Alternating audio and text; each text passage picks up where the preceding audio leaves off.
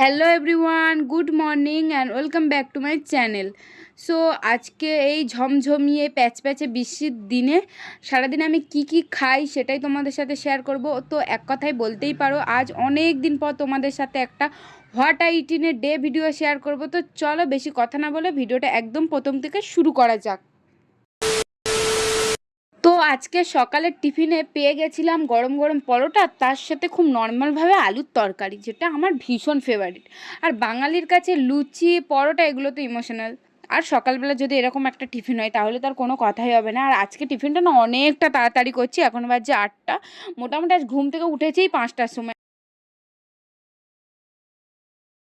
ওদিকে তো সকাল সকাল টিফিনটা করে নিয়েছিলাম, তারপর বসে বসে আমার কটা ভিডিও এডিট করা বাকি ছিল সেগুলোই করে নিয়েছিলাম। আর তারপরে খাচ্ছিলাম দিলখুশ। এটা হচ্ছে বাবা কালকে কিনে নিয়ে এসেছিলো ট্রেন থেকে। এগুলো ট্রেনে অনেক পাওয়া যায়, আর দিলখুশ খেতে আমার ভীষণ ভালো লাগে। যারা ট্রেনে যাতায়াত করে কিনে খেয়েছে তারা জানে যেটা কতটা টেস্টি। তারপর 12টার দিকে চিকেন কষা হচ্ছিলো, আর সেখান থেকে আমি কটা চিকেন নিয়েছি দুটো, আর সেটাই খাচ্ছিলাম। আর আমার চিকেন কষা খেতে না হেভি লাগে। আর আজকের মাংসের তরকারিটা দেখেই জাস্ট লোভ লাগছে। আর আজকে কিন্তু মাংস তরকারিটা আমি বানিয়েছি। আর সত্যি বলছি এটার টেস্ট না দারুণ হয়েছিল। আর তার সাথে ছিল একটা উচ্ছে আলু দিয়ে তরকারি।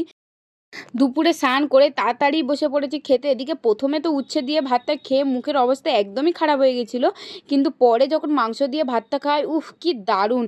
তো চলো চলো, ভাতটা তো পরে খাবো মাংস দিয়ে, আগে শুধু মাংস একটু খাই। উফ কি দারুণ হয়েছিল। আর মাংসটা আমি রান্না করেছি, আর সত্যি বলছি খেতে দারুণ হয়েছিল। এমনি থেকেও রান্নাটা আমি ভালোই পারি। আর এদিকে 3-4 দিন ধরে যে কি পরিমাণ বৃষ্টি হচ্ছে ধারণার বাইরে। একদম বৃষ্টি থামছে না। আর এই বৃষ্টির দিনে আমি শুধু সত্যি ভালো মন্দ খেয়েছি। বাঙালির কি কাজ বলো, খাওয়া আর ঘুমানো। তো বৃষ্টির মধ্যে ভালো ভালো রান্না করেছি আর খেয়েছি। তো তারপর দুপুরবেলার খাওয়া দাওয়ার পরে একটা পেয়ারা নিয়ে বসে বসে বাইরের বৃষ্টি দেখছিলাম আর খাচ্ছিলাম। আর বিকেলে আজকে বানিয়েছিলাম চিকেন পাস্তা। তো এটার রেসিপি আমি খুব তাড়াতাড়ি তোমাদের সাথে শেয়ার করব। তার আগে এটা খাই আর তোমাদেরকে বলি কেমন খেতে হয়েছে। এটা খেতে না দারুণ হয়েছিল। আমি অনেক দিন ধরে ভাবছিলাম বানাবো, বাট বানানো হয়ে উঠছিল না সময়ের অভাবে।